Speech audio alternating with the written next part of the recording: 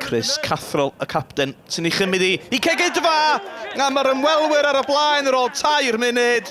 Yr ergyd gynta'r gol yn llithro drwy ddwylo Ben Hield. Cegidfa sy'n bedwerydd ar y blaen. Morris ar tafliad. McGonigal yn ei methu hi. Ond Cathrol yn colli allan, a nawr mae'r bêl yn cyrraedd McGonigal. Corrig McGonigal, y blaenwr peryg.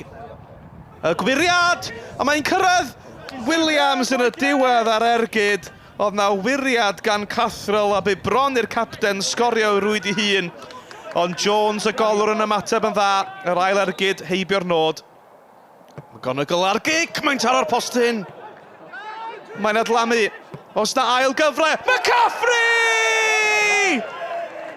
Mae Conwy'n gyfartal ag ergyd wych i'r gornel ucha. Y gic rydd yn taro'r postyn ac yna McCaffrey. O, roced i'r gornel ucha.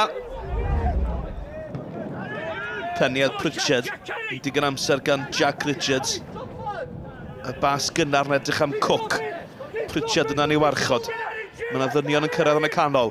Jake Cook i Cegidfa. O, Jake Cook! A gol sy'n heiddi rhoi unrhyw dîm ar y blaen mewn unrhyw gêm. O'r sgiliau'n wych, troed dde, troed chwith. Goliau gwych yma ar y morfa. Cathrol yn edrych am Blenkinsop. Y peniad allan, mae mor bell a Cook. Cook! O, ddangen arbediad gan Hield. Cook di sgorio'r ei droed chwith, pam lai trio'r ei droed dde. Gêm galed eto yn erbyn Conwy, the Cynghrair. Oedd rhaid ni cystadlu am bob bêl dros y 90 munud, ond canlyniad da i ni. 3 phwynt eto, dal yn cystadlu efo Flint a Colwyn Bay a Prestatyn ar y top. Dyn ni eisiau gobeithio game dda yn erbyn Buckley wythnos nesa, 3 pwynt arall. Yeah, it wasn't the best of games really. I think the weather had a big impact on it, and I think probably the second half we didn't do ourselves justice really. We played against a strong wind there and we just fell into the trap of just knocking it long, where really we had to find another way.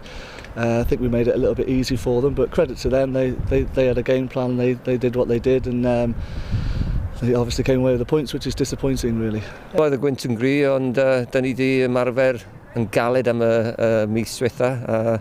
Ond dwi'n meddwl yn yr ail hanner, da ni wedi gweithio lot mwy galed dan Conwy, a dyna fo. We've trained well, but the lack of games has really had a count there. But hopefully the positive is, we've got 90 minutes under our belt now, and we've got regular games coming up now, hopefully, so we'll look at an improvement in the future.